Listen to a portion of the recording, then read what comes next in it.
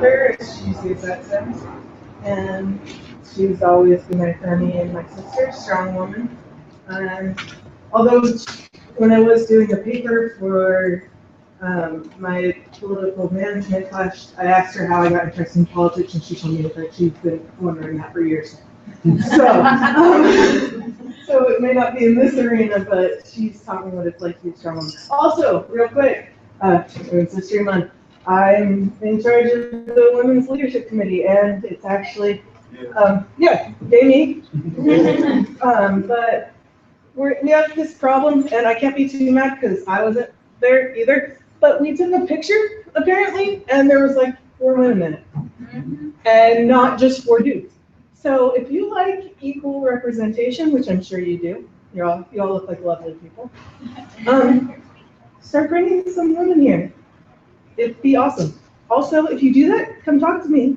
Bring a woman along with you to a meeting, and she's interested, come talk to me. I'll make you cookies. I'm so serious. I will make you cookies. You've got to get equal representation here, and if you are interested in helping out, let me know. I'll get your email, and we're gonna start doing meetings before all of this thing, because it's kind of a pain to get everyone to go out on different nights. I understand that. So we'll just ask you to come here a little bit earlier, and we'll take care of things that way. Okay?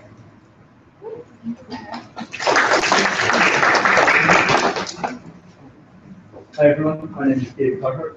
I'm a student at Santa Clara University. I don't work for everyone, I pay to do my work. And a little bit into my 2 months.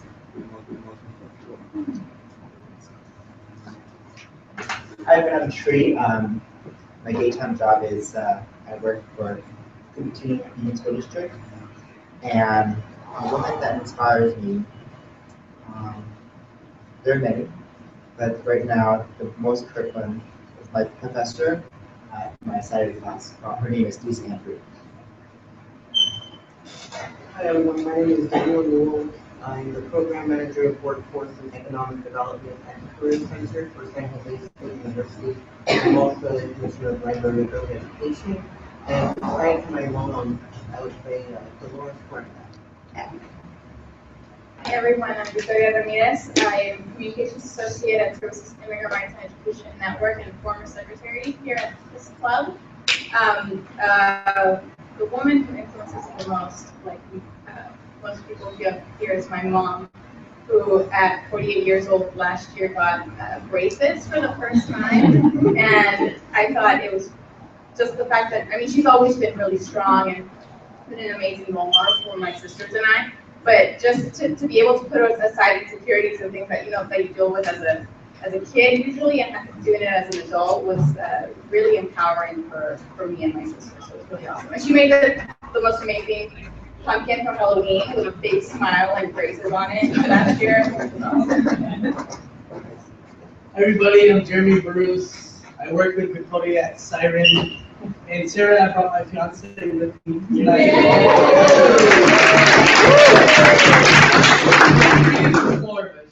Monday nights on her for to be here.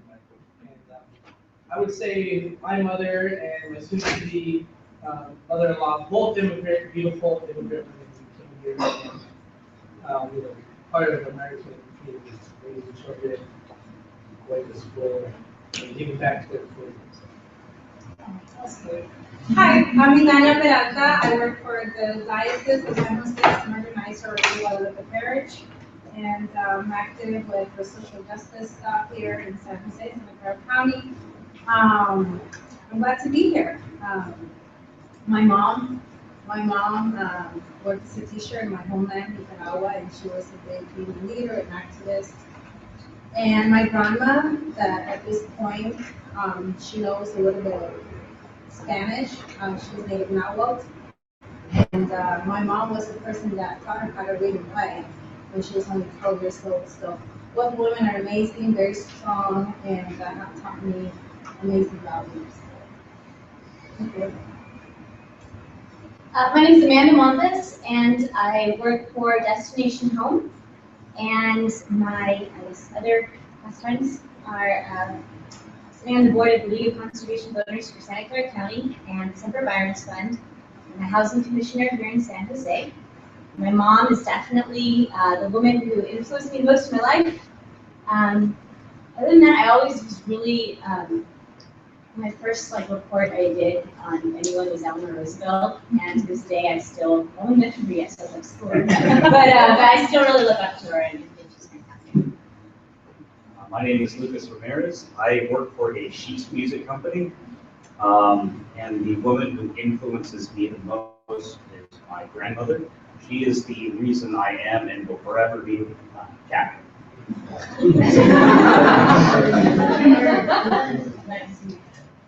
I'm Jules, and I'm a teacher for San Jose Unified. I am the secretary for Peninsula Young Democrats, and a woman who inspires me, besides those that are in this room, is Diane Roll, who's a tireless advocate for social justice in this country. I'm Ruby. I work for the Medical Center, and the woman who most inspires me the most is my mother. I'm Abdullah. I'm a student at San Francisco State University, and the woman who inspires me the most is my mother and sisters. My name is Maria Vargas, and the person who inspires me, I'm a teacher. The person who inspires me is my daughter. She's a newborn just like me. And I brought her to this country with the idea to go out and get a job and build a future, and she decided to study political science. And she became a college trustee, and well, she got me engaged in social justice type of causes. And I became the advisor of the club in high school, it's the Green Up Club. And we did some kind of nice work. And we did a short film that was submitted to the White House. And it didn't win, but we have a nomination, an honorable nomination, and you can see it on the starting on the 20th of this month on the White House of the Student Film Festival. And we have been helping undocumented students with my district now, providing legal assistance to community organizations. Yeah, so I'm here. Jerry Kelly, I work for State Senator Mark Stone, and I want to take a page out of Lucas's book, call it My Catholic Grandma. Not because I'm a good Catholic, but she's a very good Catholic, lives in a little village in rural Ireland, and goes to Mass every single day. You will be clear circulating of church's policies on women, contraception, you name it, and she still has a very open-minded ways, unlike my grandmother.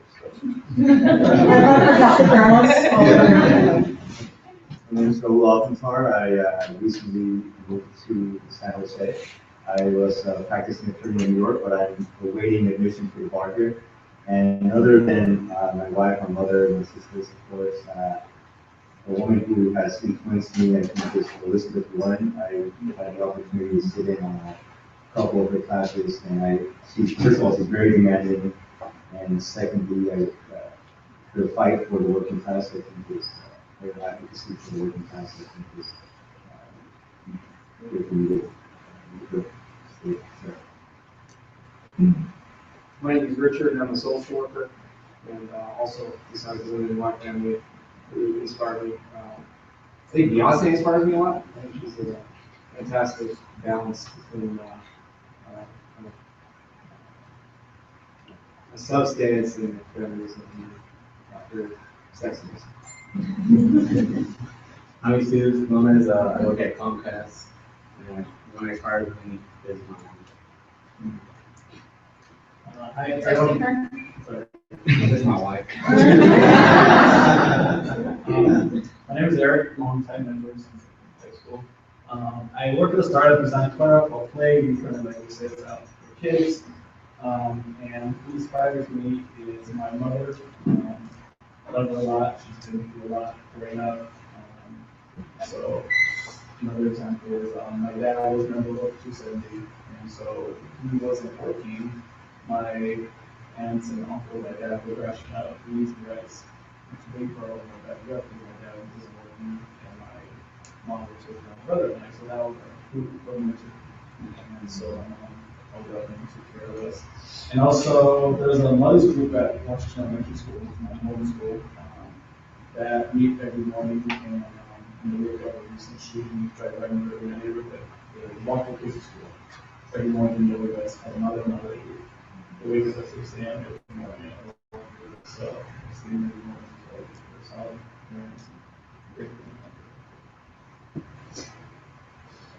I'm Justin Carvalho, longtime member of Stanford University of Medicine. And I would say that what inspired me most is actually my younger sister because she is a public school teacher at a local school. Day and age where it's very hard to be a public school teacher, and at the same time raising a kid.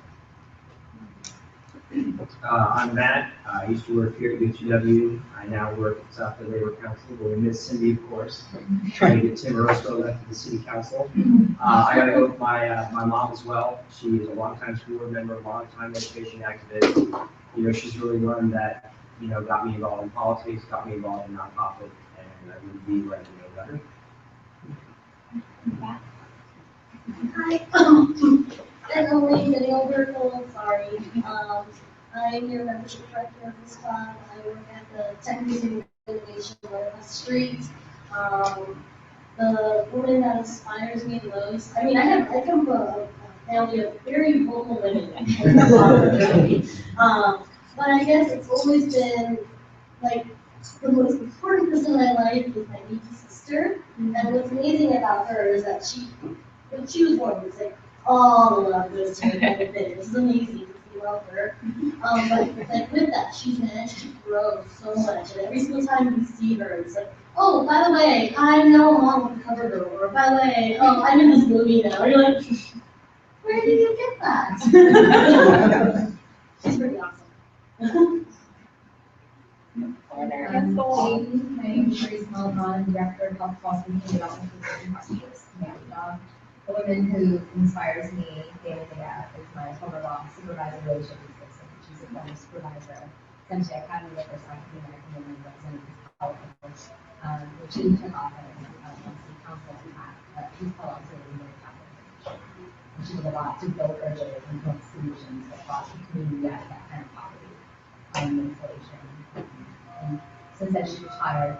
But what inspires me the most about her is that every day she embodies leadership that is full of integrity, grace, under fire, and absolute humility. It's something that you see a lot of leadership.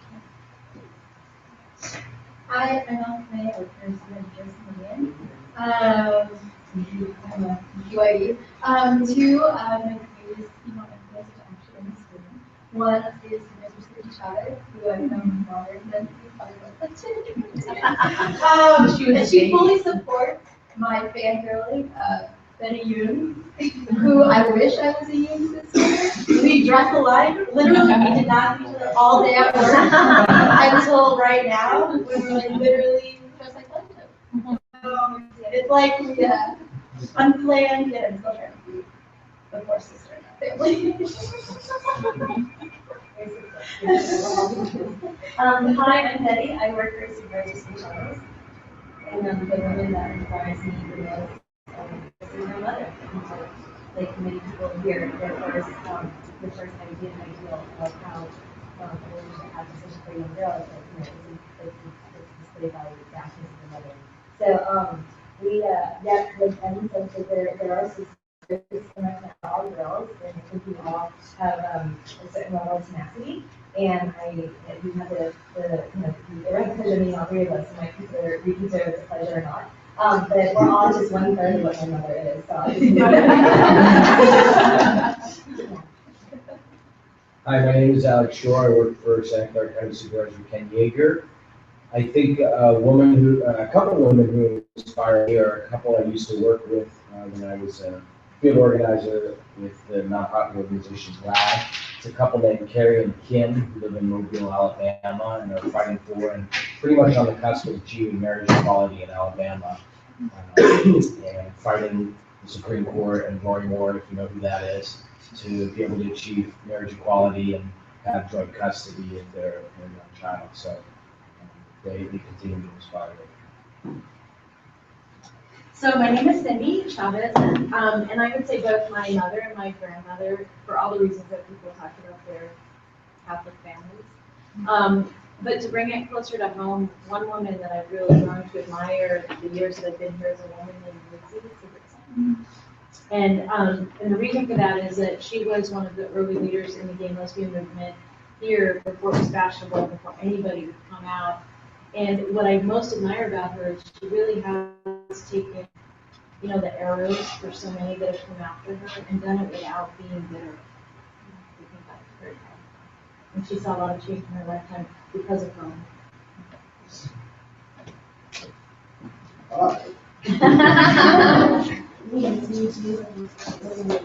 Oh, Charles Wilson. My day job security is Latin late. Second athlete at the time paperwork. Who am I? I can't think of her name, but she's the first astronaut. She's actually Russian. So, only before we said that, I thought she was first. Russian students.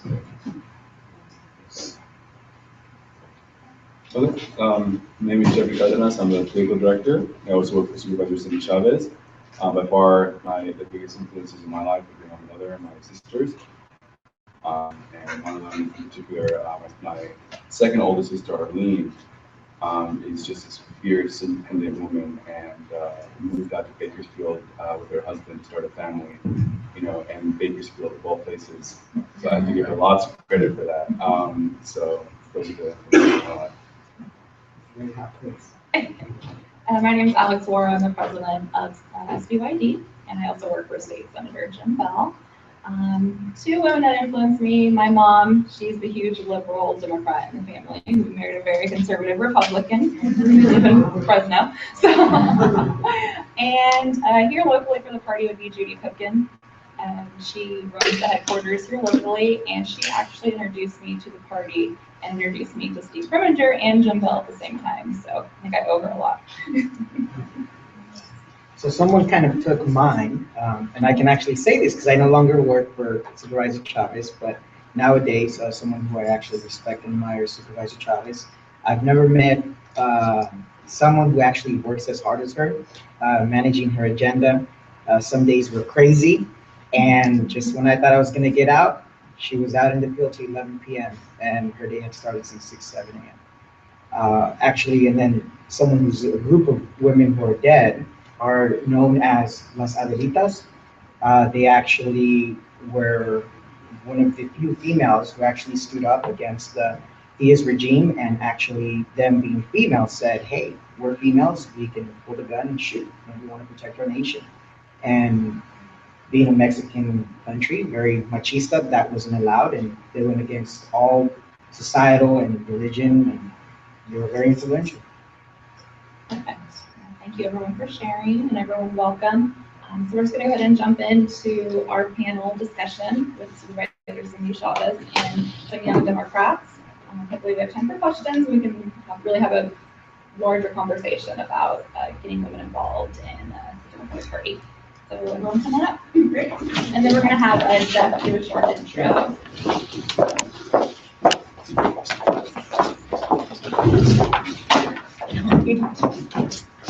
Maybe our time. All right. So for those of you guys and gals who may not be familiar, Supervisor Cindy Chavez has been a champion for working families, for the causes of working families for her entire career. She served on the San Jose City Council from 1998 to 2006. She ran unsuccessfully for mayor of San Jose. We all regret that day. And but fortunately, she was elected to the board of supervisors in 2013. Our club was very supportive of her election to the board, and since then she's done nothing but deliver results again for working families and for causes. She's currently the chair of the Children's Seniors Families Committee of the board, as well as she also sits on the Public Safety Justice Committee. Some of her initiatives, off the top of my head, if I can name them all, are some of them that she's worked on more recently include getting a wage step ordinance passed by the board, as well as a living wage ordinance, with Supervisor Yeager. More recently, voted to create the Office of Immigrant Relations and the $1.8 billion Immigrant Family Relations Implementation Plan. And most recently, an initiative that recently was passed to Healthy Meal Salon Ordinance, which would allow for better working place environments for workers and customers of Healthy Meal Salon. So nothing but results that this decision has been elected. So without further ado, Supervisor Chavez and our panel of great speakers. And I'll introduce really quickly Betty Young. Betty Young is a policy aide with Supervisor Chavez, Alex Juarez, a field representative of Sarah Jim Bell, and we know Victoria Ramirez with Siren. Yay! All right, give them a round of applause. So I wanted, if I could just take 1 minute to say how grateful I am to the Young Dems for all the incredible work that you have done, not just for my election, but I know that I've been working really hard on the Tim Roscoe for City Council campaign, and the one club that they're totally psyched about is y'all. So you've been coming through, and I think that's really great for the club's reputation, as well as just thank you for the good work. This is a really important election in San Jose. The reason that we're here tonight is that Jeff and I were having a conversation about the Young Dems and how to make sure that women were joining and staying involved. And so we decided that it would be good to have a conversation with women leaders who are young Dems. I'm an old Dem now, it's true. What's the age you go up to? 35. Okay, really old Dem. Anyway, many birthdays ago. Anyway, so today is really an opportunity to ask these really smart, dynamic women a little bit about what they think about the Democratic Party and the club, and we're going to have 3 questions that we've given them already, and then we'd like to open it up to you for questions or discussions or comments. Does that sound okay to everyone? Yeah? Okay. And I'm going to, Victoria, I'm going to start with you because you're furthest from me right now.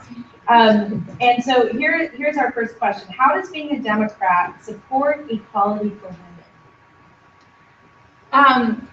I think it's really just the idea and putting into action the idea of equality and equal access, not just in reproductive rights, which is where we get put in this box of women's rights, reproductive justice, but really in the workplace, in education, in leadership, not just in elected office, but in nonprofit leadership and corporate leadership, but really the woman's place is anywhere she wants to be.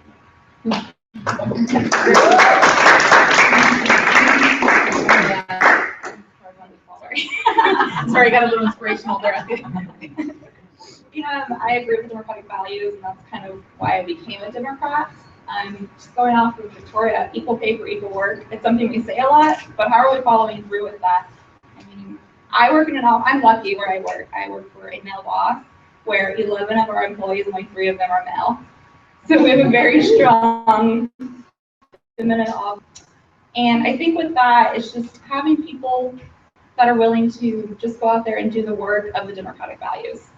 So you're not just sitting in a room talking about it. Our club's a good example. We take action after we say something. We can have all these conversations we want about doing this with you, you're doing that, but if we're not electing women to office, putting the right men in office, it doesn't have to just be women, acting on what we're saying, I think is really important.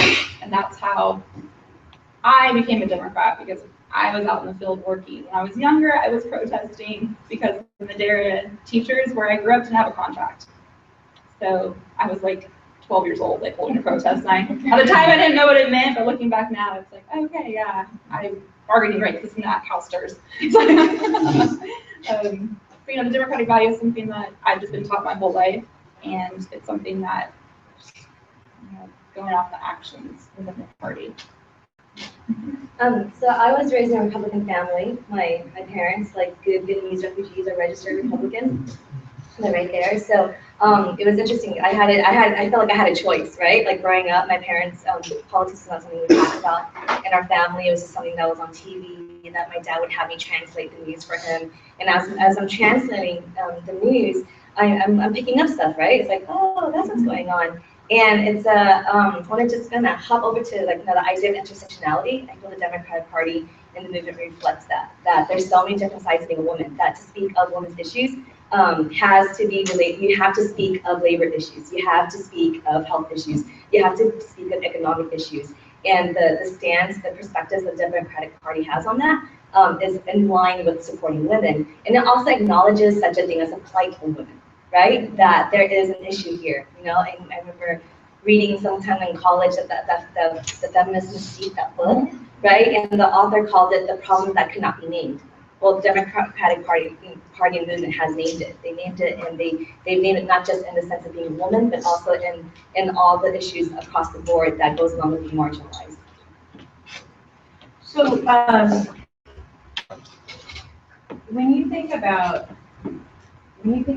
men your own age and younger, when you think about the Democratic Party, and the reason let me just say where this question came from is that when I very first got elected in office, I dealt a lot with older men, and I was often the only woman in the room. And so I had this rule in my head that if men were my age or younger, I was going to be more corrective with them than I was going to be if they were older. And at that time, I was 33, and so I thought everybody was older than that was ready to die. So I didn't have to, I didn't put as much effort into that. But when you think about men your own age, what excites you about the future of equity and equality in this country, and what gives you pause? And anybody who wants to start.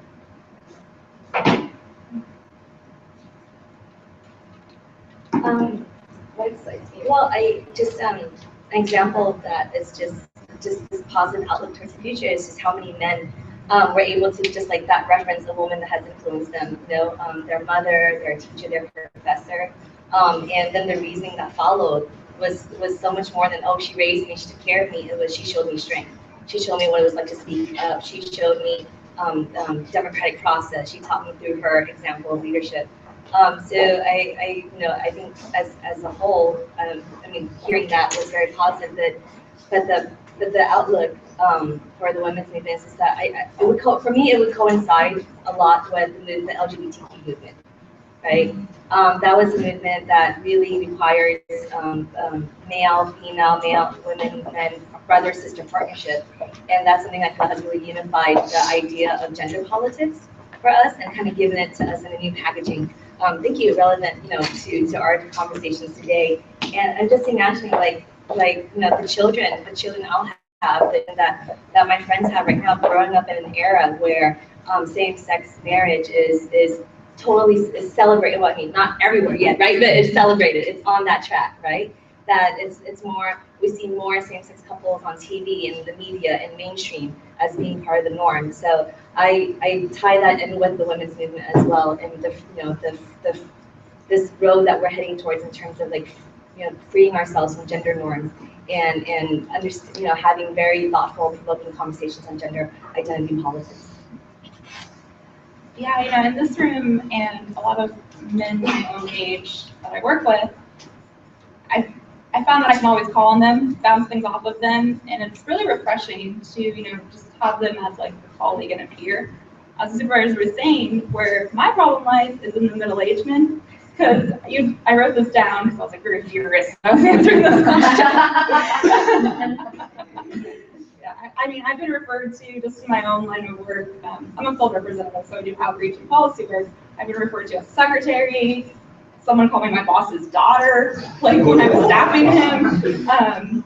And the thing that always gets me is the comments on my handshake. I have a really strong handshake, and they're like, wow, you're so strong, ouch, ouch. Okay, well. So just kind of, maybe having a conversation and changing the conversation to the men who are already kind of set in their ways in the workplace. And maybe that can fall on something that, people guys my age can have with them. They're like, call it out when you see it. Like Victoria said, call it out. If you're hanging out with the guys at lunch, like, hey man, that's not cool. But something that is really refreshing is, like I said, calling all the men in this room. They're always there. For me as a president, I have to be extra assertive with everyone in this room all the day. But I've definitely gone head to head with many of you in this room on political stances, political things. And it's refreshing to be able to have that conversation, and at the end of the day, still be friends. Yeah. I think we're in as scary as looking at the far right is and how bad it is over there, I think we're in a really good place in terms of how popular and how cool being a feminist or speaking up for women has become in the last few years. I mean, we have things like, Ryan Gosling memes everywhere, and I'm pretty thankful for those. But like Ashton Kutcher speaking, Cindy, you have not seen it. Oh man, you need We'll to show go. you. Somebody I'm sorry, I was just asking, the last one you said was me? Memes. Okay, got it. But I don't know who he is, I know what meme is. Okay. Ashton Kutcher calling for a diaper changing stations in men's bathrooms. So there's like a culture of it being okay, of men stepping up to the plate to stand up and speak out for women. But at the same time, a lot of the young men are also scared to stand up or scared to call it out, or we're still submerged in this culture where sexist jokes are really funny and you can't help but laugh, right? But when you really think about it, what am I laughing at? What does this mean for my sister? What does this mean for my mom? What does this mean for my coworkers? You have to call it out. You have to call out that these jokes are not funny. And I deal with it with friends of mine who will make comments, and sure, I look like a prude, or I look like I get made fun of for saying something, but I would feel worse if I didn't say something, if I knew that I just let it happen and let this person go on, not making them feel uncomfortable, because regardless if they react to it, they feel uncomfortable after you mention something. And whether it's women or whether it's the word retarded, which I have a huge problem with people just throwing around, I call it out. And they might continue to do it, but they feel uncomfortable doing it around, which makes me feel okay. So let's talk about activism. And I'm a big believer in turning what we feel into something that we are and something that we do. And so I would be interested in, your thoughts for the club. Like, what do you think the club could be doing to really support the women's movement and more importantly, really advance the women's movement? And again, anybody who wants to jump in. I'm going to take this. I think bringing somebody along. I think about my first meetings here and some of the first interactions that I had with the Democratic leaders in our party and with our Democratic Party. And one of them is actually, I was working for the Mesa Schools program at San Jose State, and Cindy Chavez was the keynote speaker at one of our graduation. And I just remember, I have no idea who you were, sorry. And I just remember sitting there like, who is this powerful Latina woman? The way that she spoke, like, it gave me chills. And it was, it was supposed to be inspiring for the high school graduates, and I felt inspired. And I was like, I need to be around women like this. And when I started becoming active in the Democratic Party and in this particular club, I remember my first meeting and sitting here, and there was 2 women in the room. And I called it out. I said, I'm looking forward to the day when it's not just me and another woman in this room. And for quite a while it was. We had a surge in numbers. We were really active. Our women's committee was going, but there's been a decline in that. And so I think what's really important is getting our friends, other women, involved, not just in coming to a meeting, but getting them inspired. So whether that means having, taking them to an event where they're going to listen to somebody that's going to say something really moving, and then inspire them to come and maybe sit through a meeting that might not be the most fun. But there has to be a hook. You have to get them engaged. So getting inspired, and it's not just that one inspirational point. It's every time I hear powerful women speak, it reminds me of why I do what I do and why we have to continue to do this work. It actually took me 3 times. Someone had asked me 3 times just to come to an SVYD meeting. And I kept on saying, no, I don't really want to go. I'll go next time. And I didn't know why I was saying no. I think I was just scared. And I was like, I'm not going to know anyone. I don't really know. I was in college. I don't really know anyone in the city that much. But once I came, I felt like everyone was really warm and welcoming. But it was that extra step that I was like, okay, I'm gonna go to this meeting. I kept telling myself, I'm gonna go. And I'm like, no, I'm not gonna go. So, asking your friend, saying hi when people come into the room, it really makes a difference. I'm really proud that we have sort of the Women's Leadership Committee in the club, that we're kind of revamping it up again. We're the club who passed the women's resolution, the first one in the county, to get more women involved through the county party. that speaks a lot on our end. It's just that we need to keep on actively recruiting, and especially young women, because it's scary. It's scary to get involved in politics when it's a really male-heavy, dominant field.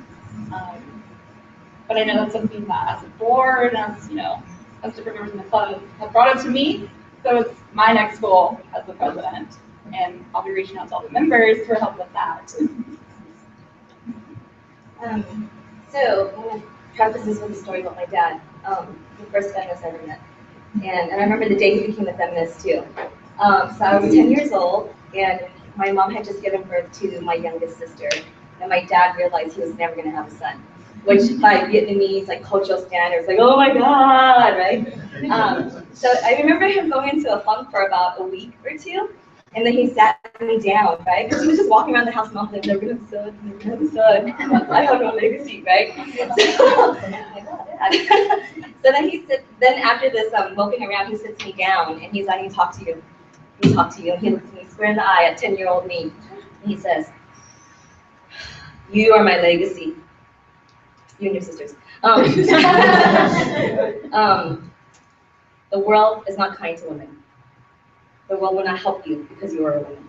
The world will want to see you in a certain way as a woman. They want you to say certain things, look a certain way, talk a certain way. You don't have to do that. You don't have to do any of that, but be my legacy. And then the conversation goes on, but I'm 10 years old, I'm like, what just happened, right? And I just wanted to kind of share that personal story to just say, the world is very different for young girls growing up. It's not just one time in your life that you're told not to speak up, or that when you're showing affection or emotion or some type of strong emotion, it's always judged in some way, right? And that doesn't happen one time. It happens every single time, right? Growing up in microaggressive ways, super aggressive ways, and whatnot. And the reason why I wanted to preface my response with that story and kind of this little soapbox moment is that we have to outreach in a different way. We have to be innovative, right? As a party, that reaching out to people of color, reaching out to people of different backgrounds, reaching out to immigrants, reaching out to women requires a different type of outreach, a different type of communication, different types of opportunities, new innovations, new events, or new conversations, mentoring events, or seeking out more women leaders, regardless of what role of leadership they have, or maybe we don't agree with the leadership, but the fact is that if they're at the top of their game, let's put them in a room and let them meet a whole bunch of high school girls, right? Who are just looking for that opportunity to say, to be okay to be loud, okay to be strong, okay to be fierce, right? And and I love Beyonce too, right? Shout out to your lady there, right? But there's a running momentum of what fierceness looks like, right? And I'm a little worried about what fierceness it might be defined as. It could be defined in so many ways. I want to see fierceness in intellect, fierceness in politics, fierceness in economics and business. And I'm just saying, that I would just say for the party, for outreach to be done in a different way, be more innovative. And you know what? I will not be a hypocrite. I need to sign up to be a hypocrite. So look at this panel already. Yeah, it's working already. So,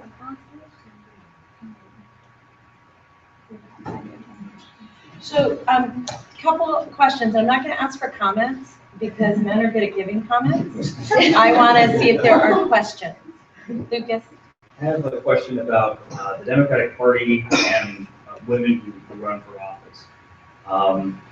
In recent history, when we have very strong, compelling candidates who are one strong male candidate and one strong female candidate, there's often considerable division within the party. And it's frustrating because a lot of people leave whatever the decision was. And, unfortunately, the cases I'm thinking of, the endorsed male candidates over female candidates, that can have the effect of discouraging women from running for office because it feels like it's easier to be endorsed by the party than the other guy. I'm wondering how we can better deal with endorsements as a party, so that way we're endorsing the best candidate without having to go through this existential crisis of this. As a party that's obviously struggling with gender parity, right, in our endorsements? I don't know, I can't think of a better way to ask the question. So, so I'm gonna take a crack at it, only because I'm the only one who's probably gone through the endorsement process up here, right? Not yet, I'm waiting. No pressure. And then just, I want to get your thoughts on the way I'm going to respond to this. I think the fact that we question our endorsements is actually a really good thing. Because I think if we didn't ask all the questions, and it's not just around gender, it's around, I'm sorry, it's not just, yeah, it's also around age, it's also around ethnicity, it's also around real values that people have as to whether or not they are aligned with the party or not.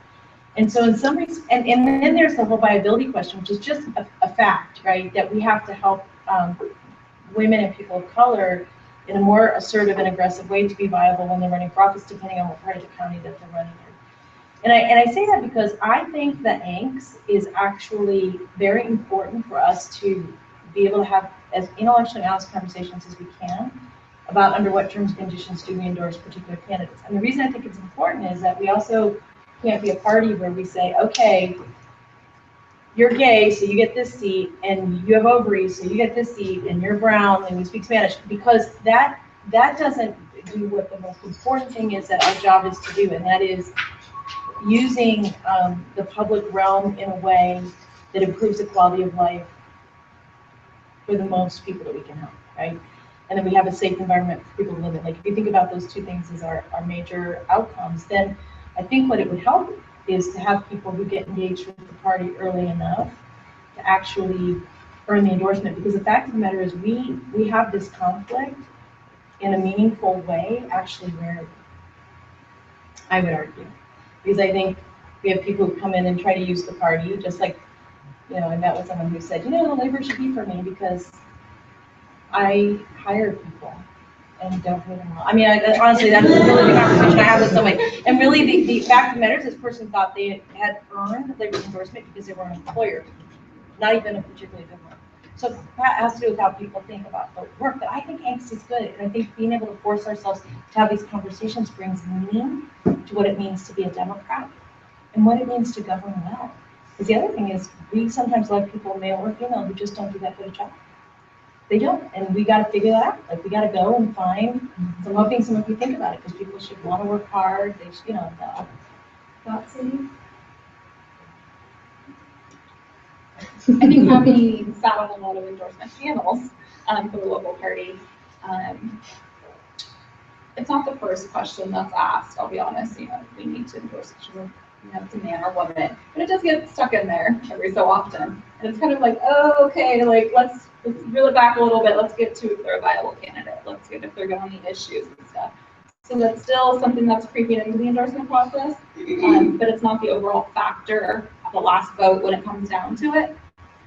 But starting early, and that's for women candidates, you do have to start earlier. You start earlier for fundraising. You have to get into the party earlier and stuff. It's just a fact. It's something that we have to deal with.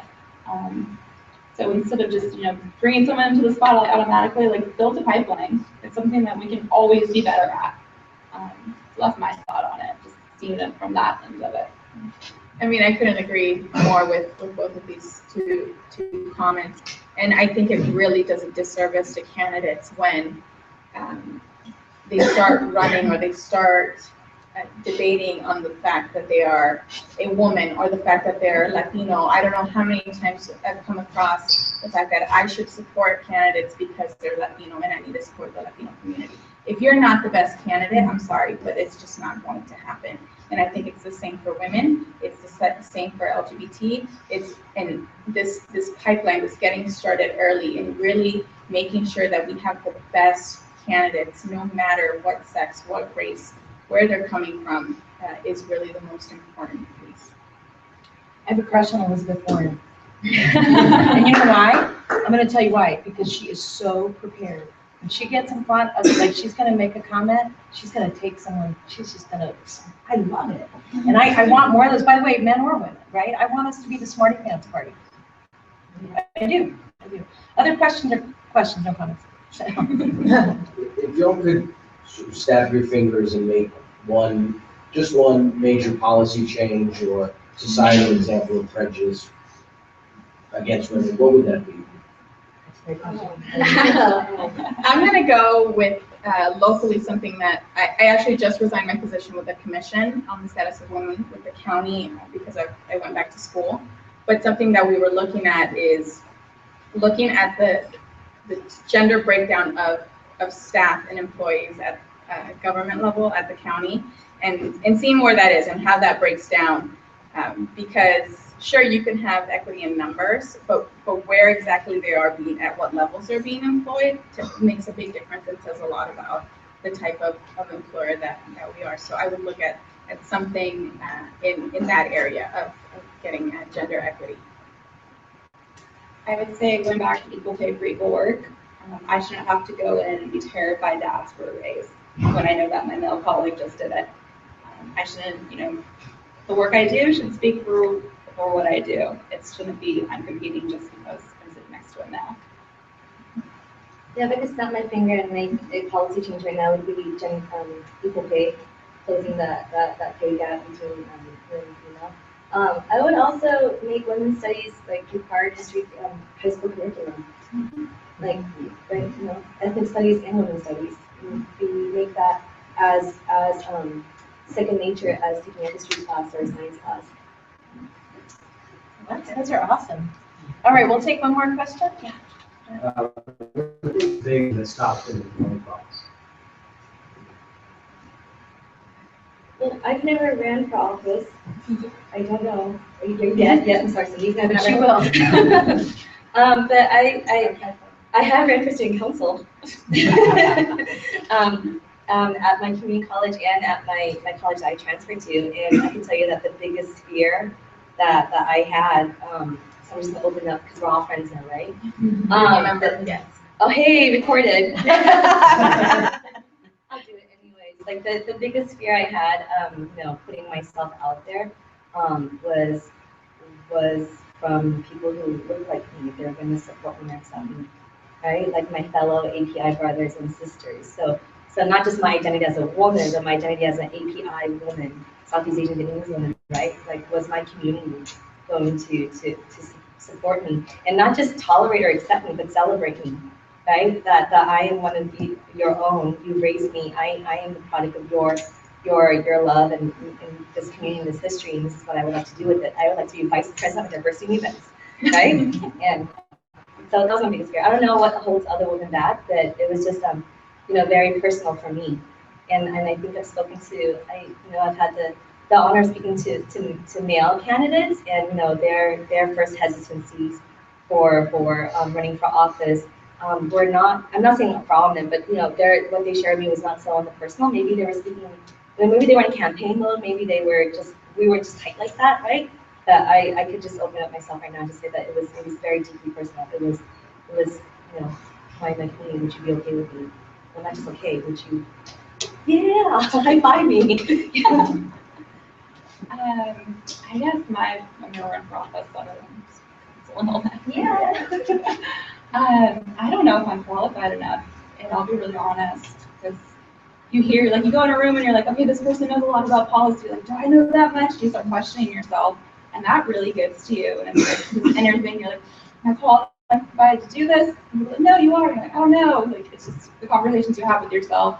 Something you need to learn to block out, whether that be running for office, at work, whatever you're doing. So qualified, like, how do you set that bar? Like, I'm qualified to run for office now. And is there a bar? When you hit it, you're ready to go. It's conversations we need to have at that deeper level. So I also have never run for office. I've never run for student council either. But I think it's something that not just in politics, but I think even in the workforce that keeps women from taking that leap, whether it's, going after a different position or going for a promotion or running for office, is we think so much of the future and how this is going to affect it. So whether it's getting married, having kids, moving, it makes a big difference. You take all of that into account, and a lot of times it holds you back. And not just your own personal ideas of what that means, but also the people electing you or the people who are hiring you, are they going to be thinking, is this woman going to get pregnant soon? Is she going to be able to do the job? Is she going to, get married and request 2 weeks vacation, or, go all bridezilla? Like, you don't know. So I think that also takes a big decision, or a big part in making the decision to run or take a big leap. So, so I have been teaching women to run for office for about 25 years. And what I would say is that the issue about balance is really critical, because women think about their roles more broadly than men do. Like, how do I manage a household and microhumans and all that? The second is women almost never think they're qualified to run. And I have, like I said, I've taught lots of people to run for office. And when I ask people to raise their hand if they feel like they're qualified, most men do it without a hesitation, and women think about it. And they want to be asked by other women, or not just other women, other people. Raising money, people get afraid to do that, men and women. I've heard men tell me, how do you do that? And, but it's mostly women worry more about that. Women give less in campaigns than men do. So when I ran for office the first time and I was making phone calls, I called women because I made an assumption that they were going to be enthusiastic and excited. And I had the first few calls I made women say, let me talk to my husband. And I was so shocked by it because I just didn't expect that. I was, these were women who made as much as I did, maybe more. And I just was totally perplexed by that. And then the other is that, being in political life is a contact sport. And when you are a woman or a person of color, whether we like it or not, there's still a different bar for conduct in the public realm, which means that it's harder, the newspaper is harder on you, other candidates are harder on you, the questions you get asked are very different. So when I ran for mayor of San Jose, it was me and 4 or 5 guys, I can't remember now, but there were a lot of guys. And I raised as much money, I raised more money than any of them. So because I learned how to raise money, I actually really enjoyed doing it, and I felt like I was going to change the world, and the very least people could do was not invest in me, but invest in the future of the city, right? But what was really hard was I was the only person at forums that got asked questions about how I was managing my family. And I was one of 3 candidates that had small children, and I only had 1. And that was consistent. I was the only person who needed a police escort to anything. And I asked my colleagues about it because we'd gotten, hate mail and all that. So I guess my point is that even though we live in Silicon Valley, and that was in 2005, which was only 10 years ago, that the fact that that was still a real part of this place in the world that we live, that is so much more progressive, tells you that we have a long way to go. And the one thing I will tell you that was really helpful for me, and this is where men come in, the men who supported me during the race made such a difference in my my confidence and my ability to be bold every single day, no matter what the newspaper was saying, no matter what people were getting in their mailboxes. And even when we knew we were losing, we just got so much support from the community as a whole. But my point about raising this around men was that men in our society still play a larger role in creating the political space and will for others to succeed. And so many men did that I didn't realize the male political infrastructure here was better to me than the male voters. Which means that we're making some progress, right? Which is the leaders in our community are starting to change the momentum here. And so my point to all of you is that you have a real opportunity. You are the current leaders. You're not even the future leaders. You are the leaders of this community, and you will set the norm for how we interact with each other. And and I would say I know many of you in this room. I'm very honored that that's going to be your legacy, because I think it will be. And I just want to remind you, I have a 13-year-old son, and I want him to look up to everyone in this room as a role model for how we treat each other. And I'm excited that we got to do this panel. I know we need to wrap up, and I just wanted to say to Alex, thank you for letting us join you today. And I have one last plea. Here's my plea.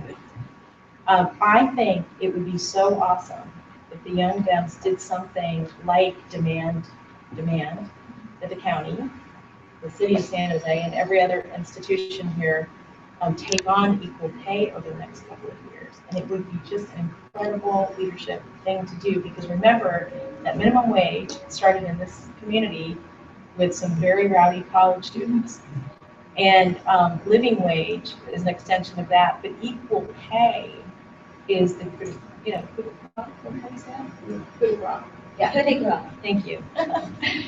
Anyway, so, and you all can play a leadership role in that, because right now, no one is leading on that fight. And in Silicon Valley, as we're looking at all the debates in the newspaper about the way women are being treated, blah, blah, blah, you have an opportunity to help us think about this, and the public sector can play, you know, a really leading role in it. So if you all demand that we do it, I'd love to. Okay? All right, thank you. Thank you.